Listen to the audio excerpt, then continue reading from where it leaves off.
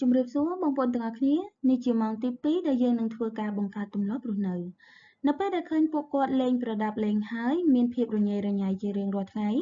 នោះតើលោកអ្នកមិនស្រែកថារៀបចំទុកដាក់ឲ្យស្អាតវិញភ្លាមដែរឬទេ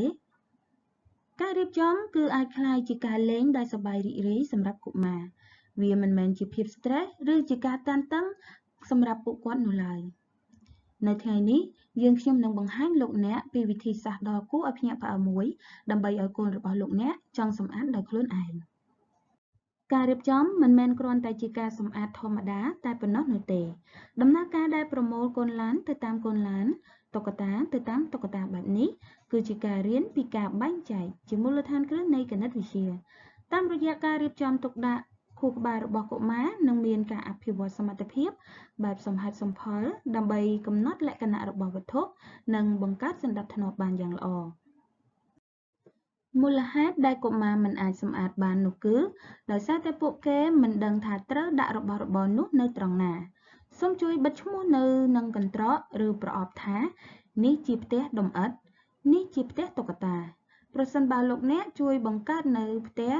សម្រាប់របស់របររបស់គាត់នោះពួកគាត់នឹងអាចរៀបចំវត្ថុបានយ៉ាងងាយស្រួលដូចជាការស្វែងរកផ្លូវអញ្ចឹងដែរកុមារតូចៗនៅក្នុងប្រទេសកម្ពុជាគឺពួកគេអាចនឹងនៅតែពិបាកនៅក្នុងការអានអក្សរក្នុងករណីនោះសូមបិទភ្ជាប់រូបភាពកូនឡានឬរូបភាពប្រដាប់លេង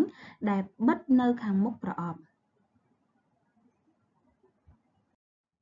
សូមផ្ដល់ជាសំណើអ្វីមួយដូចជាអញ្ចឹងតោះយើងភ្នាល់គ្នាមើលថាតើអ្នកណាអាចដាក់ចូលទៅក្នុងកន្ត្រកនេះបានច្រើនជាងគេប្រសិនបើការប្រណាំងរហូតដល់ចប់បទចម្រៀងមួយបទតើអ្នកណាអាចរៀបចំបានច្រើនជាងគេនោះកុមារមើលឃើញថាការរៀបចំឲ្យមានរបៀបរៀបរយគឺជាការប្រកួតប្រជែងដែលសប្បាយមិនមែនជាការដែលត្រូវតែរៀបចំនោះទេសូមលេងហ្គេមរថភ្លើងនេះដោយលើកកាន់កន្ត្រកធំភ្ញៀវខ្លាឃ្មុំធ្លាក់នៅលើឥដ្ឋឥឡូវនេះបានជិះរថភ្លើងហើយពេលនេះចាប់ផ្ដើមចេញដំណើរទៅចំណតផ្ទះរបស់តុក្កតាតាមរយៈការបន្ថែមតួនាទីបែបនេះកុមារនឹងរីករាយនៅក្នុងការសម្អាតគ្រប់ជ្រុងនៅក្នុងផ្ទះបានអូមិត្តភក្តិ Lego របស់យើងបានវង្វេងភ្លើហើយកំពុងតែដេកនៅលើឥដ្ឋសូមសាកនិយាយថាតើកូនអាចក្លាយជាអ្នកជួយសង្គ្រោះដ៏ក្លាហានម្នាក់ដែលអាចជួយសង្គ្រោះមិត្តភក្តិរបស់យើងដោយការយកគាត់ត្រឡប់ចូលទៅក្នុងប្រអប់វិញបានដែរឬទេកុមារអាចចូលរួមនៅក្នុងការរៀបចំដោយមានអារម្មណ៍ចង់ក្លាយជាអ្នកដែលក្លាហានបានផងដែរ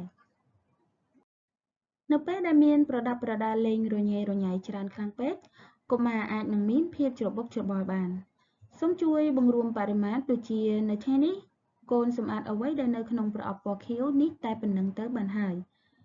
ភាពជោគជ័យដ៏តូចៗនេះវាបានប្រមូលផ្ដុំគ្នាហើយធ្វើឲ្យបង្កើតបាននៅទំនុកចិត្តដែលនិយាយថាខ្ញុំក៏អាចរៀបចំវាបានដោយខ្លួនឯងបានផងដែរការបញ្ជាក់ថារៀបចំឲ្យលឿនវាធ្វើឲ្យកុមារមិនចង់ក្នុងការដែលរៀបចំទុកដាក់ប៉ុន្តែសូមឪពុកម្ដាយបង្ហាញពីសភាពរៀបចំយ៉ាងសប្បាយរីករាយជាមុនសិនបន្ទាប់មកសូមនិយាយថាកូនចង់ណែនាំមិត្តរបស់កូនត្រឡប់ទៅផ្ទះជាមួយម៉ាក់ដែរឬទេនៅពេលដែលធ្វើវាជាមួយគ្នាកុមារអាចស៊ាំនឹងទម្លាប់នោះបានយ៉ាងលឿនផងដែរ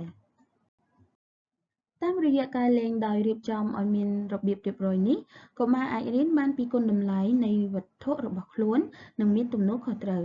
សូមចាប់ផ្ដើមពីថ្ងៃនេះតទៅដោយនិយាយថាតោះសាកល្បងលេងល្បែងរថភ្លើងជាមួយគ្នាដែរឬអត់ជាជាងនិយាយថាតោះកូនរៀបចំនៅម៉ោងក្រោយយើងនឹងស្វែងយល់ជាមួយគ្នាអំពីការស្លៀកពាក់ខោអាវនិងរៀបចំសម្ភារៈដោយខ្លួនឯងអរគុណសម្រាប់ការទស្សនាវីដេអូមួយនេះប្រសិនបងប្អូនទាំងអស់គ្នាចូលចិត្តសូមកុំភ្លេចជួយចុច like Subscribe និងចុចសញ្ញារូបកណ្ដឹងអរគុណជួបគ្នានៅវីដេអូក្រោយ